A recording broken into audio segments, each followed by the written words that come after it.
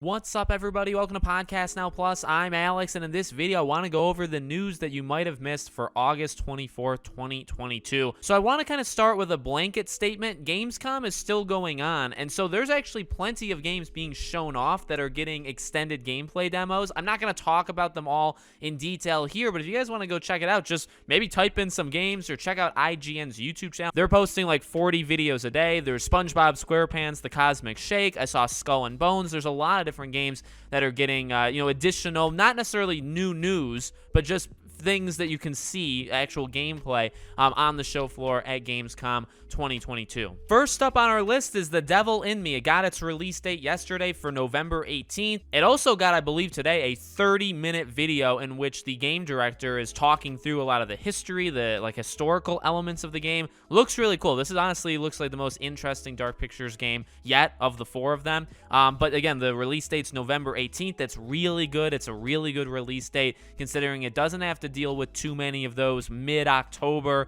to early November, right? The God of War era, the late October with Bayonetta and Gotham Knights. It doesn't have to deal with any of that, which is very, very good. We also have the Hogwarts Legacy things. I mean, there's so much in Hogwarts Legacy that's going on right now. The pre-orders are live. There's been the drama with the collector's edition, which is priced at $300 US, not really being worth it all, in my opinion, kind of an overpriced collector's edition. But the pre-orders are live now. They're on the different platforms, so you can do it. And one interesting thing is it may have an exclusive PlayStation mission on PlayStation, and as of right now, kind of only on PlayStation that people are seeing it. It comes with an exclusive, side mission that you can do in the game. So if that changes, what you're going to pre-order the game on, so be it. But there's been a lot of stuff with Hogwarts. The PC specs are out, lots of other smaller things. I've of course covered it all big time on the main channel, so I don't need to spend too much time on it here. Next up is Forspoken. Forspoken got 10 minutes of gameplay yesterday. Again, I made a full video on this on the main channel if you guys want to check it out. Looks good. I'm a fan of the actual gameplay that we saw. I'm not necessarily a fan of the voice acting. I'm not necessarily a fan of there's some pop-ins and things like that. Now, some of those things can be fixed before launch, but the minute-to-minute gameplay where she's swinging around, where she's using the, elemental powers, I really like. I really, really, that's the core and the biggest strength that this game has. It's always been its strength, and it's shown off again in the 10 minutes of gameplay.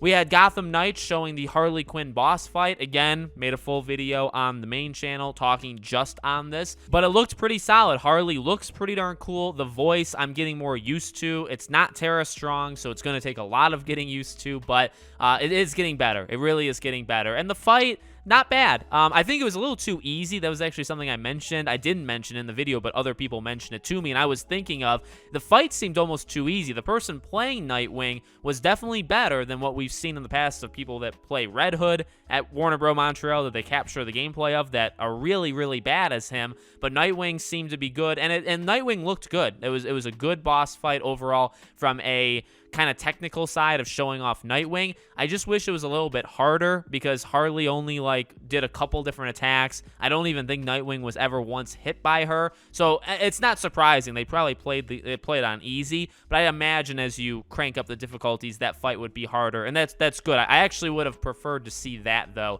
than what we did, but overall still a very good show. Speaking of shows, we have the Horizon show, so it's moving forward. We got now the confirmation that Aloy is going to be the main character, and that was, I was kind of debating is that something that we even needed confirmation on? I was thinking, no, it kind of is, because you think of Horizon and where you could take it in a television show, and it's like, yeah, you don't really need to do Aloy if you didn't want to. I mean, you can, but you don't need to. So it's been confirmed. It's gonna be Aloy, and it's moving forward. This is one that I have one of the least I feel good about. God of War, it's like, all right, I'm kind of iffy. The Last of Us does look really good. You think to some of the movies, like the Ghost of Tsushima movie is one of the more, I would say, slam dunkable kind of things.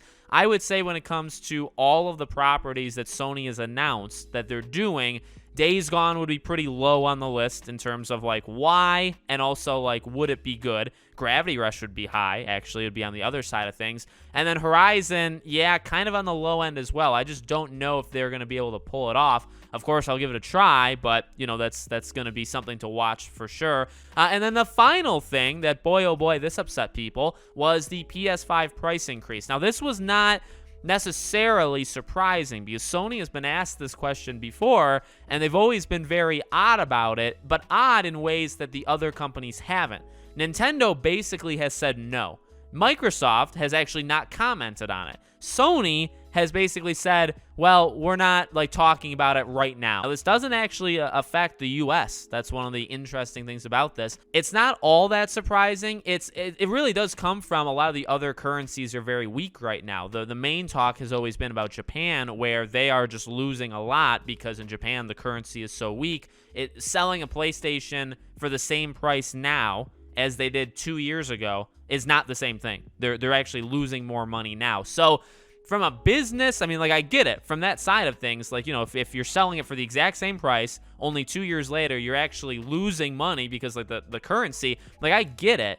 But it's just not a good time, right? We have the recession. I mean, the world is not in a great place economically, you know, and everybody's a little bit different. Some places have it worse than others.